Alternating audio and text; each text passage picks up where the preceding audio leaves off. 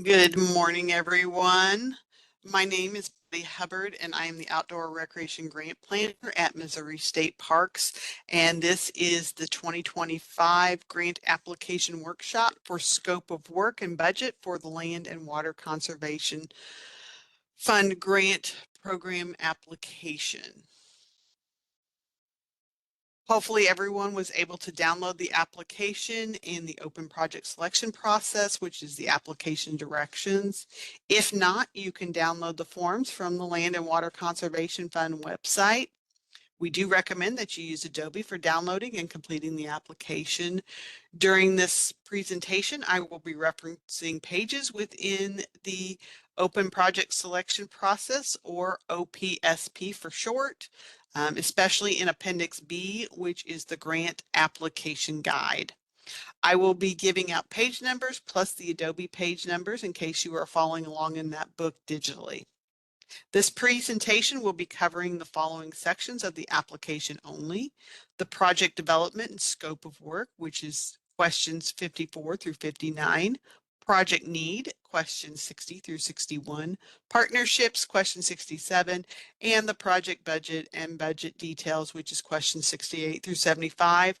Please make sure that your questions focus on these sections only. If you have questions about other sections within the application, please make sure to register for those workshops, which will be later on today and tomorrow. If you're unable to attend them, please feel free to give me a call or email me with your questions, or you can watch the recordings once it is posted by September 10th. So we're going to talk about the application a little bit itself. The application does look very similar to last year's application, but there are a couple of changes to it. So please make sure that you are filling out the 2025 LWCF application. Make sure that you work on the environmental review process early, because some of the process can take up to 30 days to get a reply back from other agencies. A complete application package will need to be mailed to us by November 15th, 2024. We either need to receive it or it needs to be postmarked by November 15th. An application packet includes 2 hard copies of the LWCF application and all the supporting documentations. That packet should be held together either with a binding clip, paper clips, or a rubber band. Please do not staple or bind it, because that will need to be taken apart and scanned in for our scoring committee. So let's take a look at the 2025 application. The first section of the form, questions 1 through 8, ask you to provide general information about the parties included in the application process. The first 2 questions ask you to provide information about the organization that's applying for grant funds. This should be filled out based on the entity that is applying. Remember to use a mailing address for the project sponsor. That way I can make sure I get you your letters. Note that we no longer accept DUNS number. You will need to provide your 12-character alphanumeric ID from sam.gov. If you do not have this ID, you will need to register for it with sam.gov to receive one. This process can take up to a month, so please register with sam.gov early. Question 3 asks about the application preparer. This is the person who's preparing the application. It doesn't have to be someone in your agency. For example, it could be the Regional Planning Commission that you are working with that is doing the application for you. If we have questions about the application packet or the application itself, we will be contacting this person. If we have a question about the project, we will contact the project contact person that you list in question 4, which is the person who will be overseeing the project and responsible for expenditures and reimbursements once you have been awarded a grant. This is also the person who will be asked to attend the mandatory grant administrative workshop if your project is recommended for funding. Question 5 through 8 asks about your representative and Regional Planning Commission. These are people who will be notified if the grant application is awarded. Question 9 through 11 asks you to provide information about your organization's background and prior performance with the Department of Natural Resource as a whole. This section is worth 10 points. It's the first section that is scored. Pursuant to 2 CFR 200, we are required to conduct a risk assessment of all applicants to ensure that we are being good stewardships of taxpayer dollars and that we are only awarding grants to entities that have the capacity to manage the project. The answers given in this section provide some information about your organization. If you are selected to move into round 2, you will be asked to provide additional information to complete the risk assessment process, such as a copy of your most recent audit, accounting policies, and procedures. Make sure to answer these questions based on the organization listed in question 1. So, for example, if the City of Missouriville Park and Rec Department is the applicant, then the information in this section should reflect the department information as opposed to the city as a whole, or vice versa. In question 11, please notice that we are asking you to provide performance history information for grants received by DNR as a whole and not just the LWCF program. Only talk about grants that you've actually gotten in the past 10 years. And there on the screen are a couple very common ones that we have here at DNR. Be sure to provide accurate information so that we're able to verify it with the other grant managers.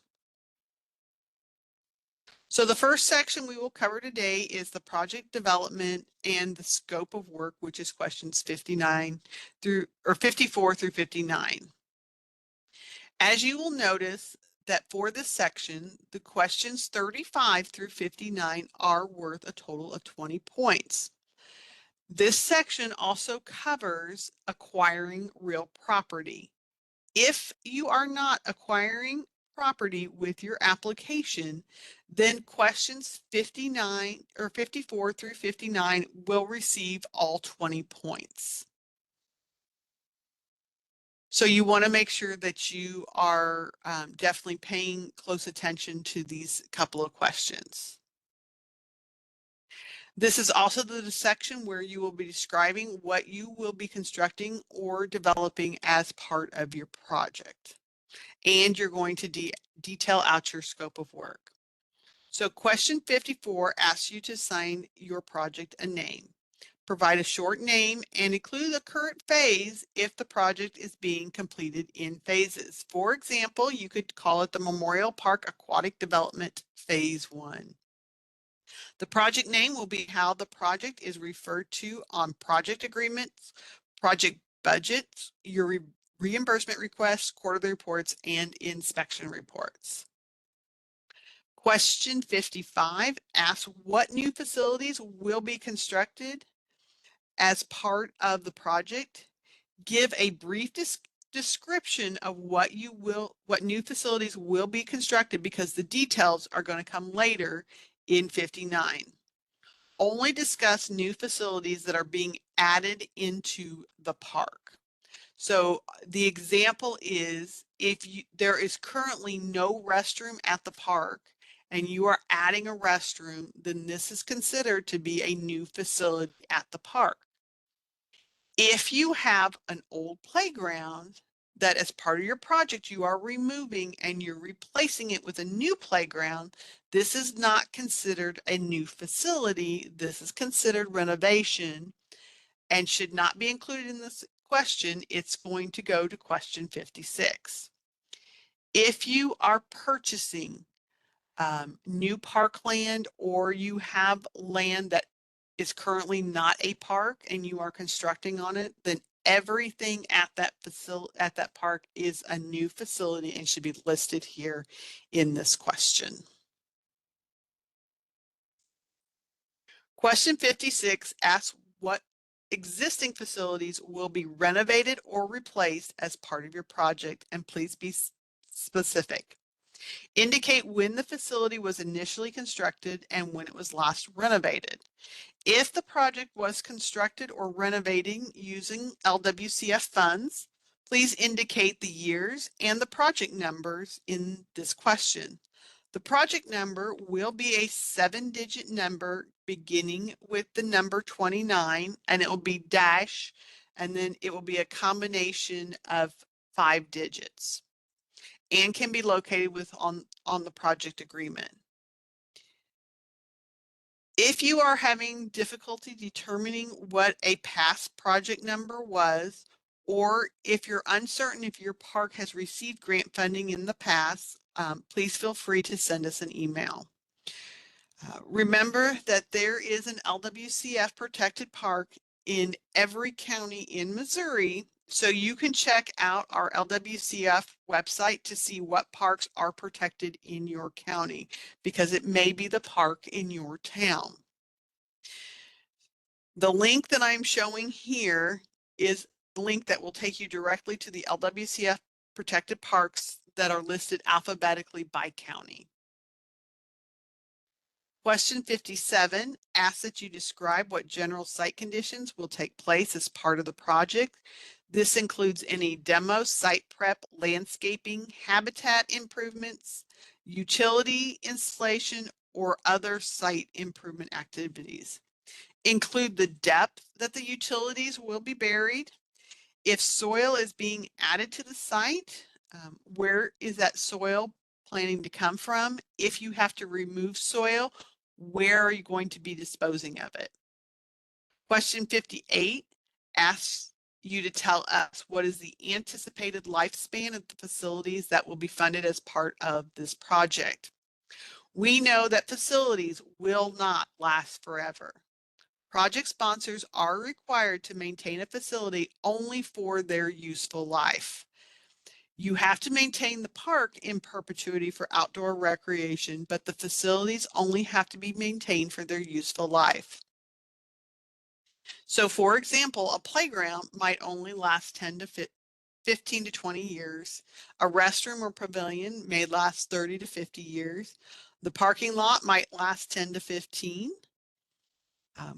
So make sure that you do not put that the facilities will last forever. The scoring committee really likes to see that you guys have thought about how long that you can maintain something with just regular maintenance. And so they want you to really think about how long that can last.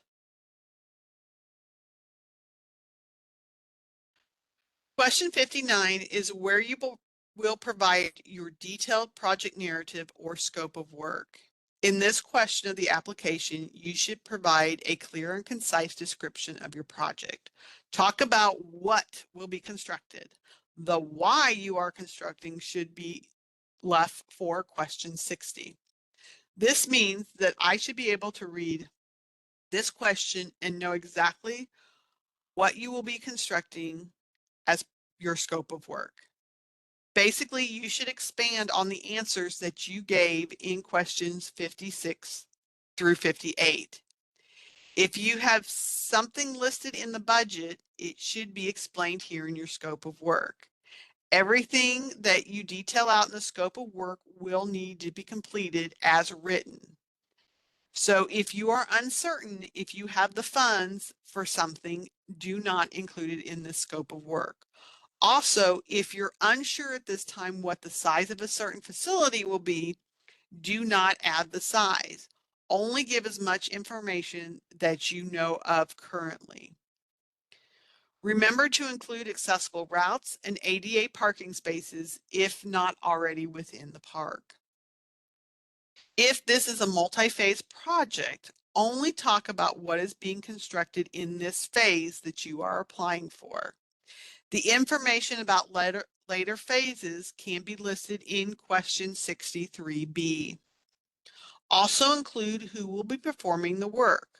Are you hiring a contractor or are you using in-house labor? Also include, is this project shovel ready? In other words, if the project was funded today, would you be able to proceed as soon as you receive your notice to proceed?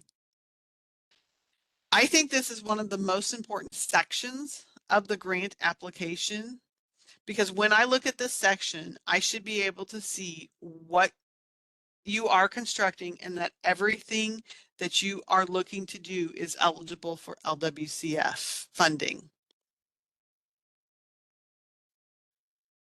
and that you can reasonably complete what you are asking in a 2-year period. So now I want to kind of show you some examples of a scope of work. So this one is the City of Missouriville completed a master plan in January 2023. The master plan was a year-long public process. It included 10 public meetings, direct mail, and Facebook surveys, discussion boards, and 6 open houses. We received feedback from 4,000 people during the process.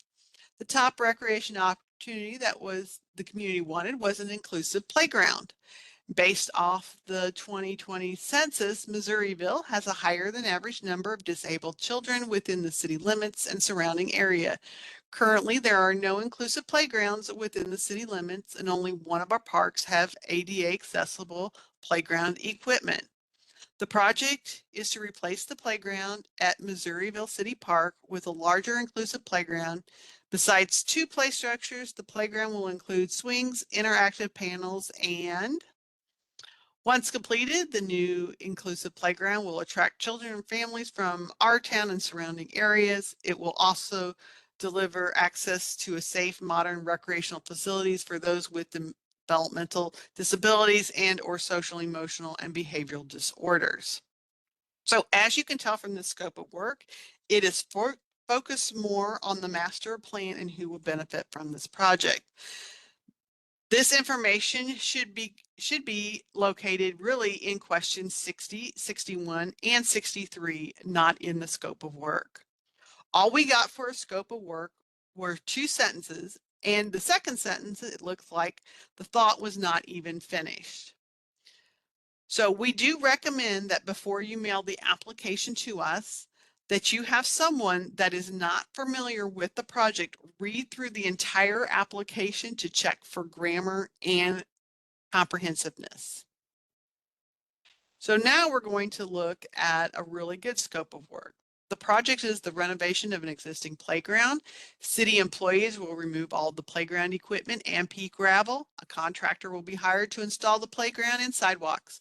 The playground area will be graded for the new equipment and expanding from a 5,000 square foot to a 30,000 square foot playground. The site grading will remove between 6 and 8 inches of soil to make room for the new playground surfacing.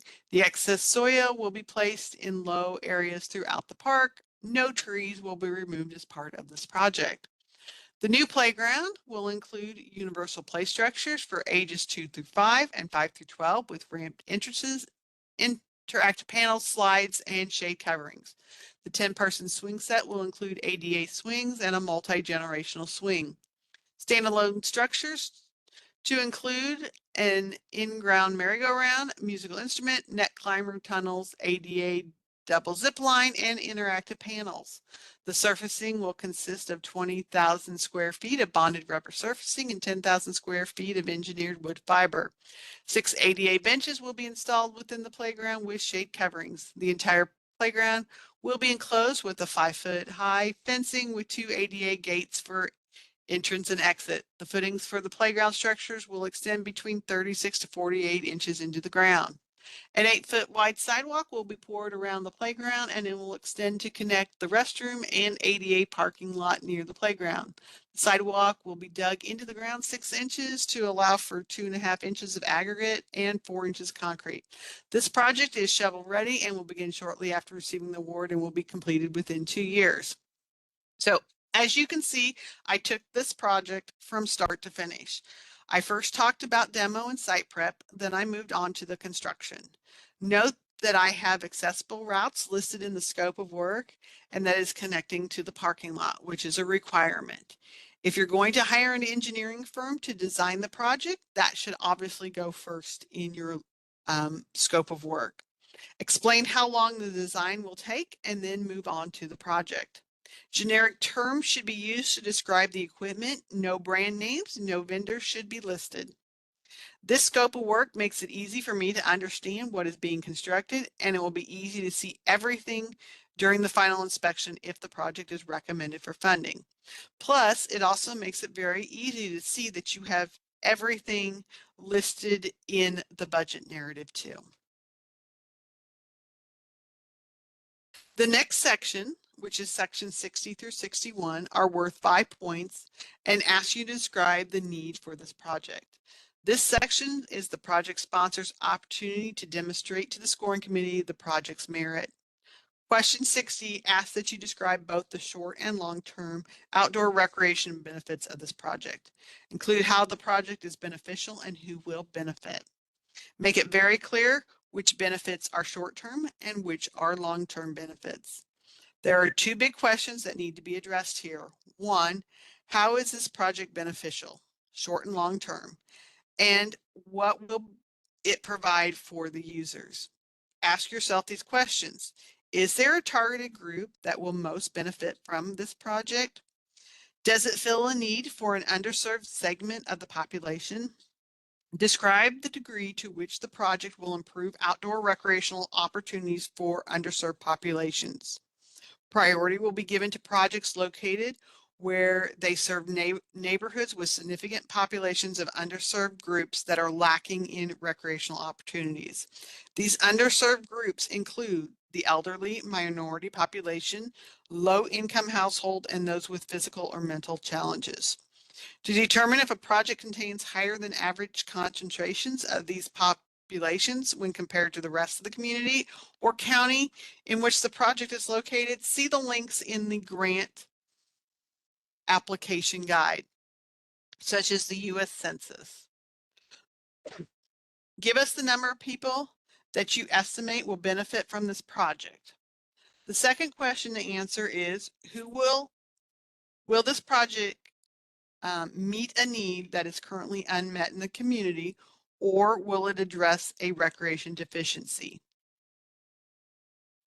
Indicate how and describe whether the project will be improving the quality of outdoor recreational experiences within the community or region by creating a new park or outdoor recreational area, or by significantly enhancing the quality of the existing park or outdoor recreation area by upgrading the park.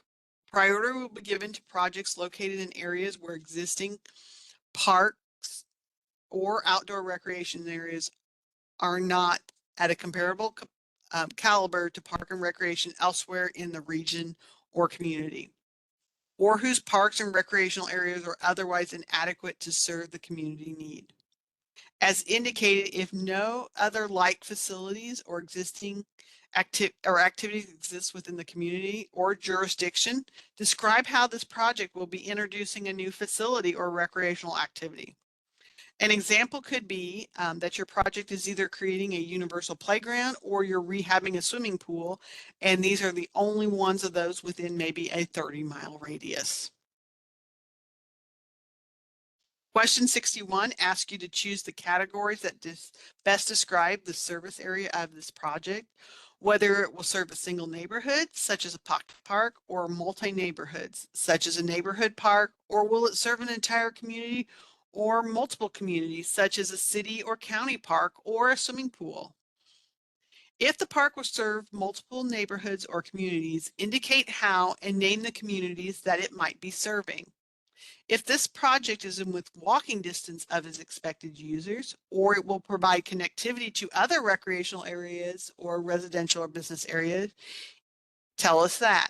Indicate if your project is within a half-mile to a 10-minute walk of a nearby neighborhood, or is it within a mile of multiple neighborhoods, or maybe the entire community. Indicate if the project will connect and provide connectivity to other parks or recreational areas, maybe to schools or to business districts. Priority will be given to projects that are easily accessible by the intended users. Now we're going to be skipping to question 67 of the application. This section gives you an opportunity to tell us about any partnerships that you have or what partners are contributing to the project. This is where you will list your third-party match only, and this does not include what you as the project sponsor will be providing. This is strictly for people donating to the project. So, for example, if the local Rotary Club is giving you a check for materials, you would list that here. Or maybe the Boy Scouts or Girl Scouts are volunteering some labor to help with a portion of the project. You would list that here. Perhaps someone is allowing you to use their equipment to complete part of the project. That is also considered a donation. Only list partner or donors who are truly contributing in a tangible way to the scope of work of this project. Don't list vendors who are promising to give you a discount on materials. All LWCF projects have to follow state and federal procurement laws. So if a vendor is going to donate materials to the project, whether they get the bid or not, then that could be listed here. But if they are only promising to give you a discount if you go with them, that is not a donation, should not be listed here. With each partner, you will need that you list here, you will need to provide a letter of donation from them that is included with all your supporting documents. The letter should explain what they are donating and the value of that donation. If they are donating time, currently the value of unskilled labor is valued at the current minimum wage, which you will round up to the nearest dollar. The next section of the application, questions 68 through 75, which is worth 23 points, asks the project sponsor to provide information about the budget, the project budget, available funding, funding yet to be secured, and to include an itemized description of the budget costs. Notice this section is worth 23 points, so it is worth your effort to ensure your answers these questions in detail.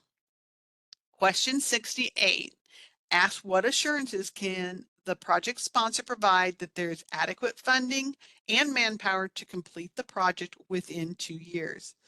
Specifically, that the sponsor has the upfront cash to begin the project and enough labor to finish the project.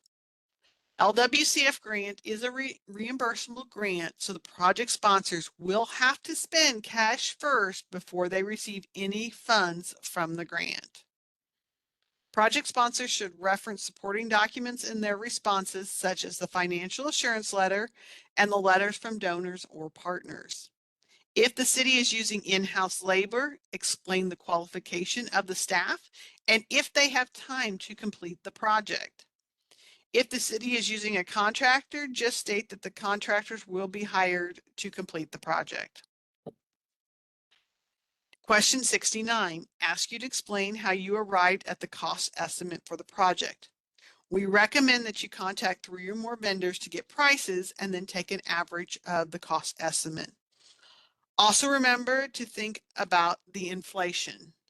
Most likely the 25 grant round will not receive rewards until May through September of 26. Add the cost of inflation to each line item.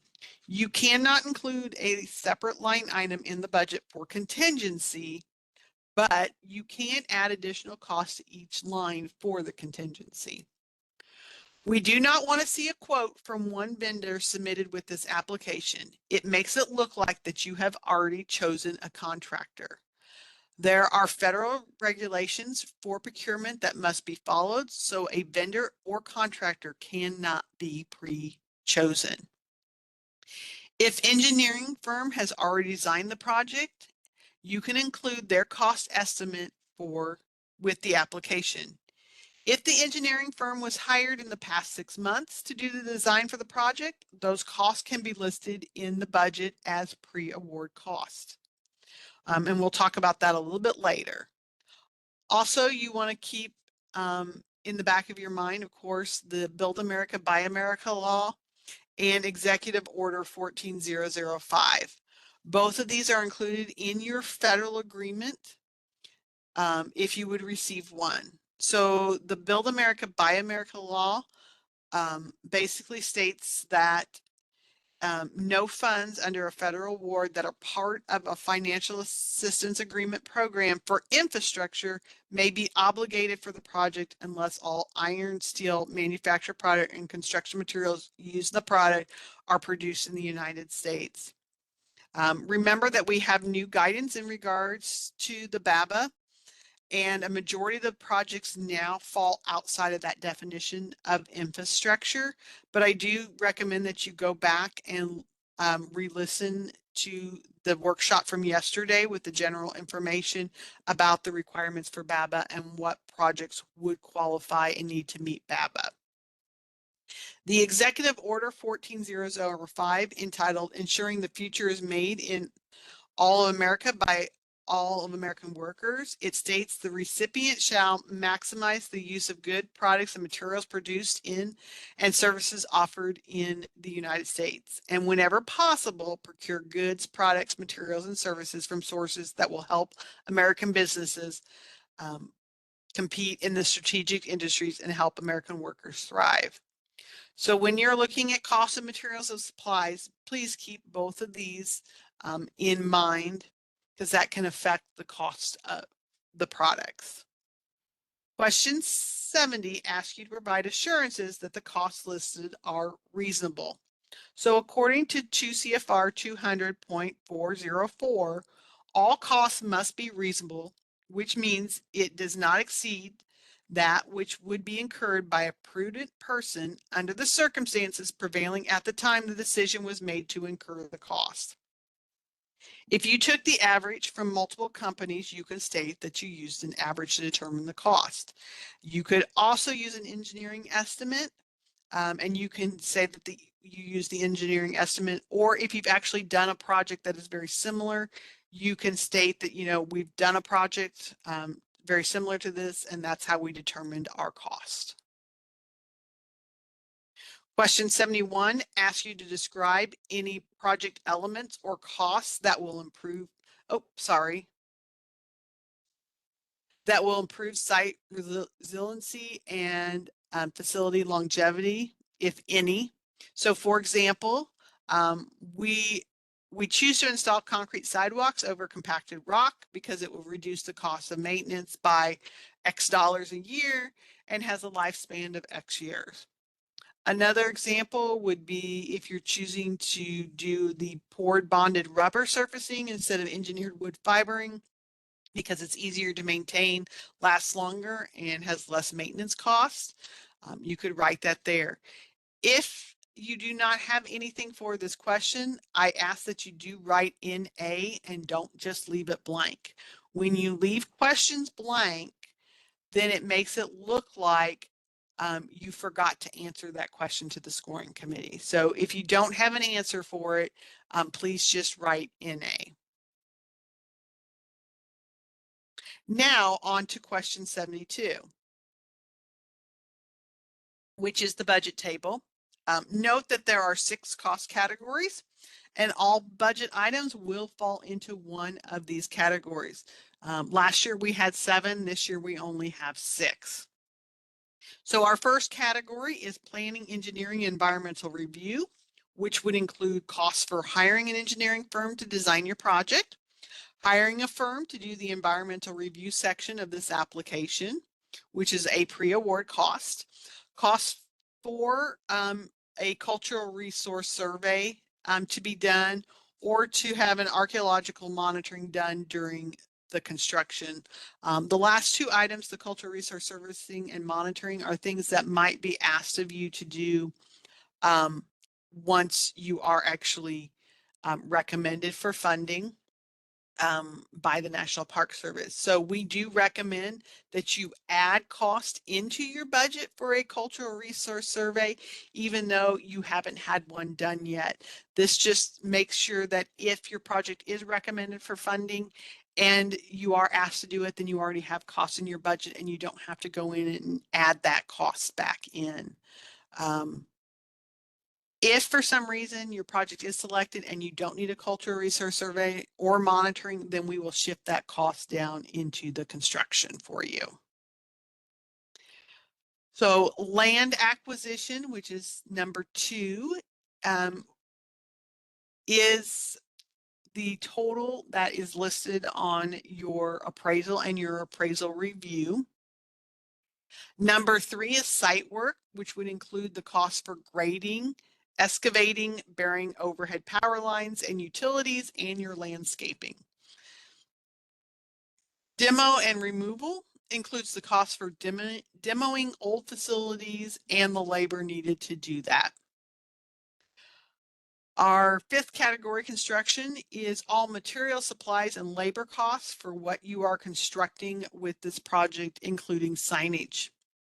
Most items will fall under this construction cost category. So this will be the one that is very, will probably have your highest dollar amount in it. The final category, which is equipment use, is only to be used for the cost of in-house equipment or equipment rental that your in-house laborers will need to rent. If you have a contractor who is doing the work, then you will not have equipment use because that will be rolled up into the construction cost categories.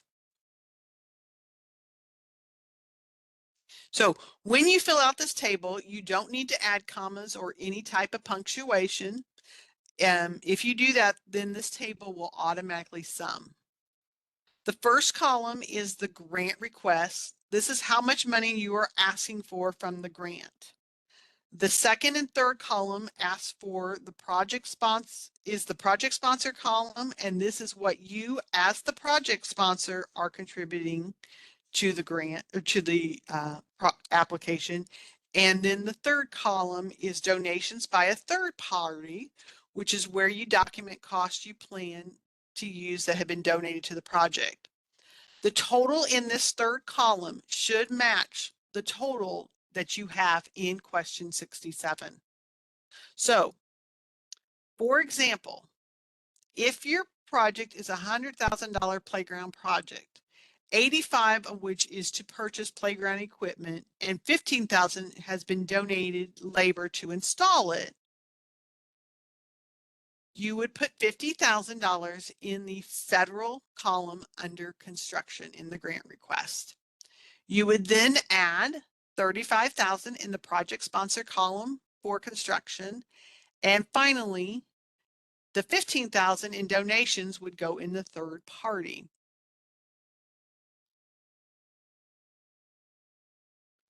Also note that the two matching share columns total at the bottom.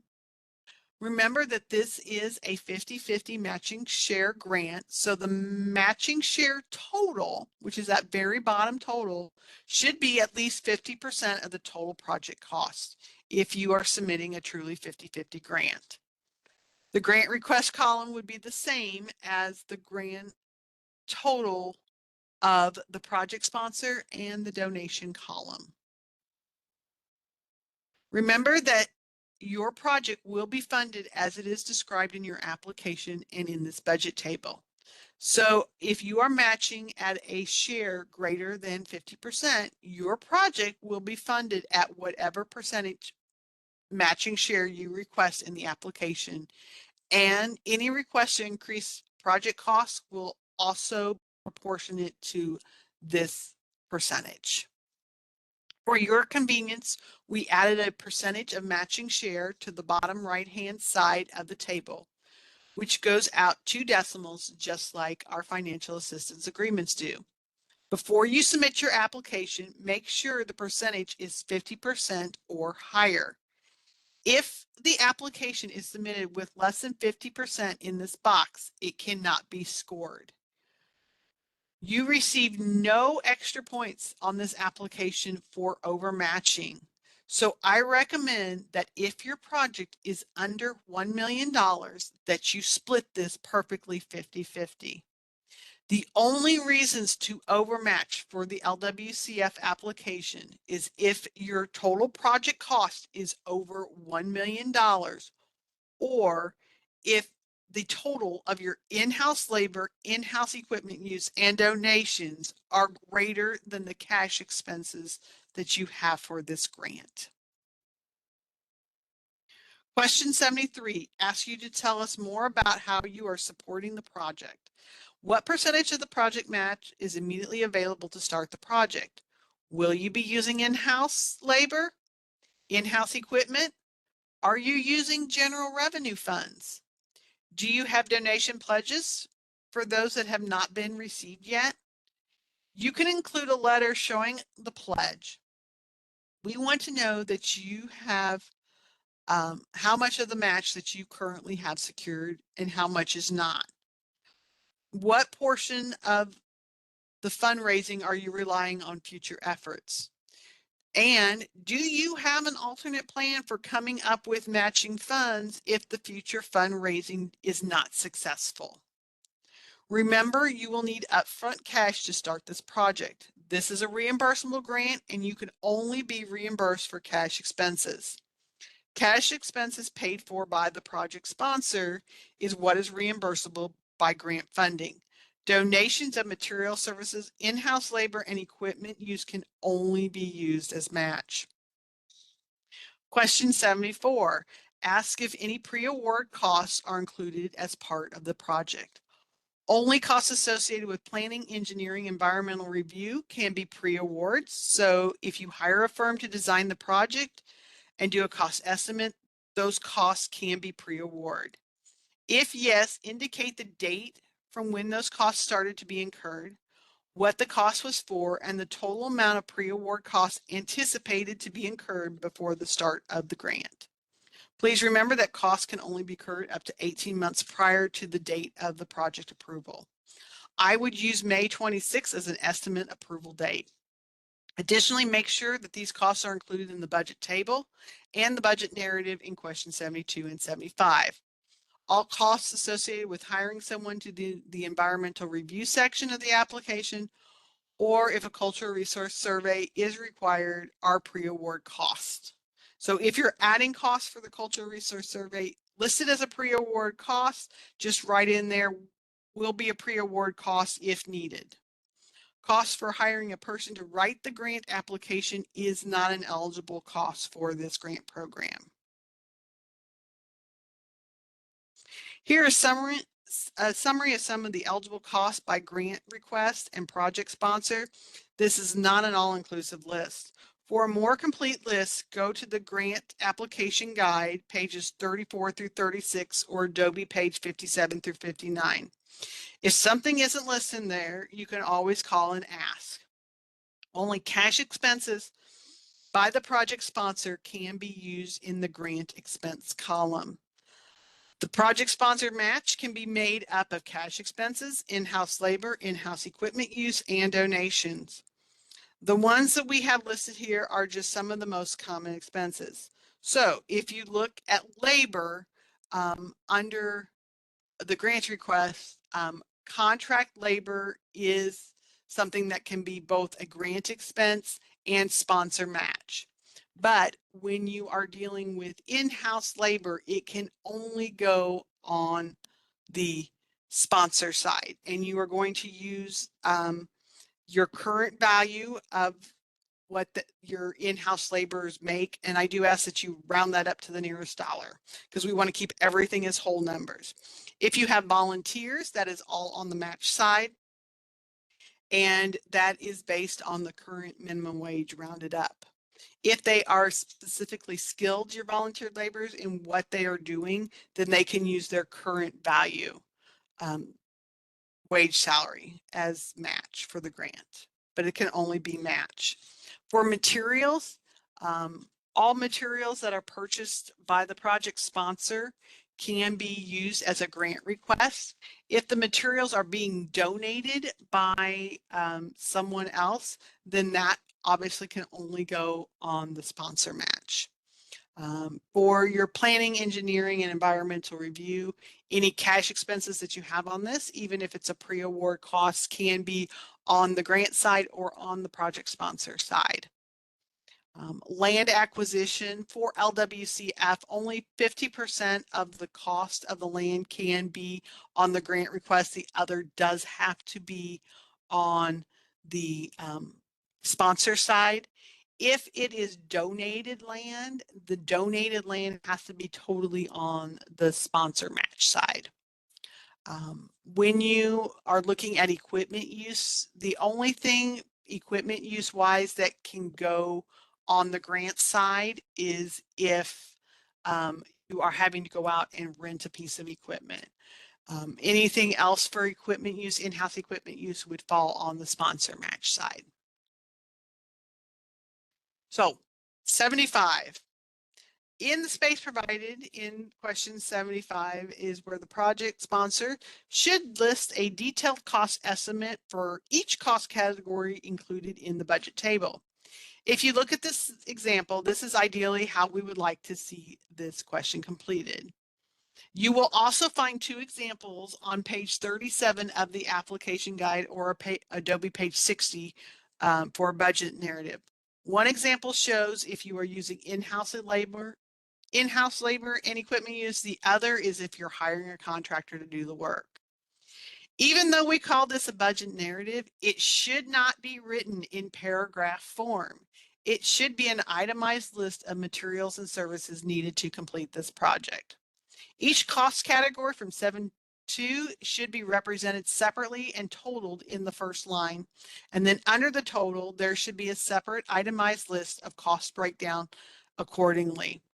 If you are not using a particular cost category, you do not need to have it in the narrative. So if you are not acquiring land, you do not need land acquisition in your budget narrative. Only the ones that have costs associated with it on the table should be listed in the narrative. So, for example, if you are using in-house labor, it should be broken down by the number of hours times the rate of pay. Round all numbers up in the table to whole numbers. So if an employee is currently paid $24.32 an hour, you can use $25 in this table. If you are using a contractor, then labor and equipment usage is usually just added into the cost of the supplies. So you might not see labor in the budget narrative, and you will not have equipment use either. Materials are broken down by cost per unit. Once again, round costs up to the nearest dollars, such as concrete is $35.25 per cubic yard, round that up to 36. Please take the time to double check your estimates in this table and make sure that they match what you provided in question 72. Do not specify any vendors or brand names in your estimates. If awarded, you will be required to follow a competitive bidding process.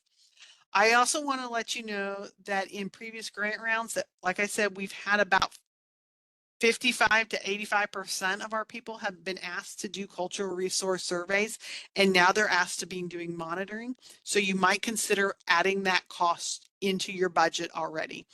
Cultural resource surveys run anywhere from $5,000 to $7,000. So having that there is a great way to prepare for it. If not needed, we can always shift it down, that total down into your construction cost. Make sure that you include all grant funds and matching share costs needed to complete this project in this budget narrative. The narrative might be easier to fill out first, and then you can transfer the totals to the budget table. Make sure that the totals from the table match what is here in the narrative. Points are easily lost in this section when the table and the narrative do not balance each other. Also, make sure that everything you list in the scope of work is listed here in the budget narrative and vice versa. If you're using an engineering cost estimate, I do recommend that you retype it in the space unless it is rather large and will not fit. And then if possible, if you can combine some categories down and squeeze it into here, it makes it so much easier for the scoring committee when they are scoring your application. Make sure to label all pre-award costs as pre-award, as you see here. And if something is being donated, please also write donated by it. If you add the total cost of everything and it comes out as an odd number, add $1 somewhere in the budget to make the grand total an even number so that it is easily divided by 50-50. Remember that this is just a budget estimate and the actual cost will not come into play until your project is recommended for funding and you receive a federal award. So adding an extra dollar somewhere does not hurt it in order to get it to be an even number for the total. Make sure that you add inflation into each line item because contingency cannot be listed as its own line item. The better your estimate, the more viable your project will be. If your project is recommended for funding and receives a federal award, just so you know, we can only offer up to a 25% total project cost increase that can help cover that cost of inflation. So if your budget is too low at this point, then if the project sponsor is recommended for funding, then you might be responsible for more additional costs in order to complete the project once it's awarded. Scope of work cannot be reduced once an award is received if the costs come in over budget. It will just be the responsibility of the project sponsor to cover all remaining costs. Now for the last page of the application, we have the supporting document checklist. The supporting document checklist provided on the application is an aid to the project sponsors and should be completed before submitting the application packet. The supporting documents are required documentations to support your application and must be included in your application packet. For a detailed summary of each required item on this checklist, go to the OPSP Appendix B, the Grant Application Guide, pages 10 through 12, or Adobe page 33 through 35. When you are reading the OPSP, you will notice that some of the words are highlighted purple. That indicates that a supporting document is needed for this question. In order for your application to be considered complete, you will need to provide all the information listed in this checklist unless it says if applicable, in which case it is up to you to determine if it applies to your grant. For example, the school community agreement is a requirement for public schools that are applying, so they will have to provide it, but a city would say it's not applicable. The instructions also include template language for many of the items on the checklist. So for example, Missouri State E-Verify is included on page 14 through 17 or Adobe page 37 through 40. You need to fill this out and return it with the application packet. There's also templates for the resolution, the financial assurance letter, the school community agreement, and letters to U.S. Fish and Wildlife and the U.S. Army Corps of Engineers. Remember that incomplete or handwritten applications will not be scored. The certification of responsible person is the signature section. A responsible official of the sponsoring agency, this is the individual that is named in the resolution, must sign and date this section to complete the application, or the application cannot be scored. Examples of responsible officials include mayors, city managers, administrator, park and rec department directors, chief financial officers. If you are a public school and applying for a grant, the superintendent must be the responsible official and the resolution must be passed by your school board.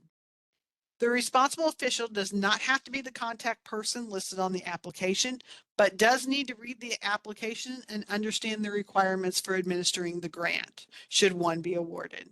The responsible official cannot be an independent grant writer who is not affiliated with the agency. Unsigned or incomplete application packages will not be eligible for scoring.